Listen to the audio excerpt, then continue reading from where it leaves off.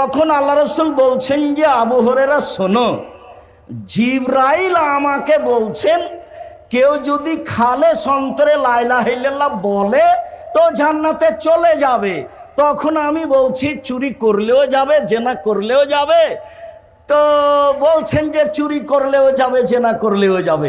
যেহেতু এখন জিবরাইল এবং মুহাম্মদ সাল্লাল্লাহু আলাইহি সাল্লামের মাঝে কথা হচ্ছে, এই জন্য আবু হুরায়রা রাদিয়াল্লাহু তাআলা আনহু জিবরাইলকে দেখতে পাচ্ছেন না।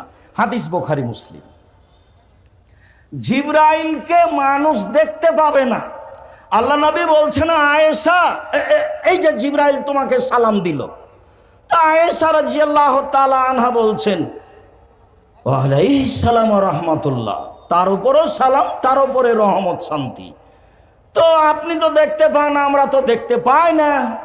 আপনি বলছেন এই যে জিবরাইল তোমাকে সালাম দিল, তো আমি সালামের উত্তর দিলাম, আমি তো জিবরাইলকে দেখতে পাই না।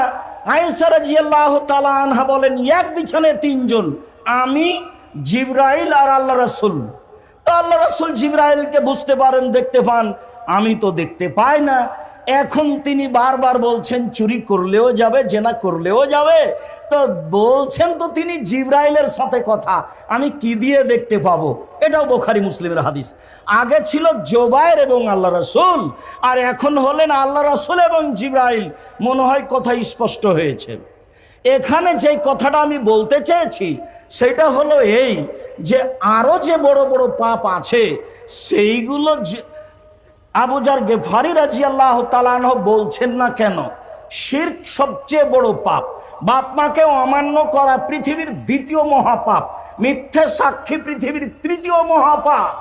চট্টগ্রাম জেলে বহু মানুষ ২০-৩০ বছর থেকে আছে, ও নিজেও জানে না আমি কেন জেলে, জজও জানে না ঘটনা কি, উকিলও জানে না ঘটনা কি, যে সাজিয়েছে শুধু সেই জানে।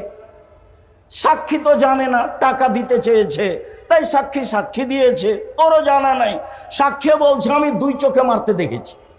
যার কথা বলছে ২ চোখে মারতে দেখেছি, সে সেদিন রংপুরে ছিল, চট্টগ্রামে ছিল না।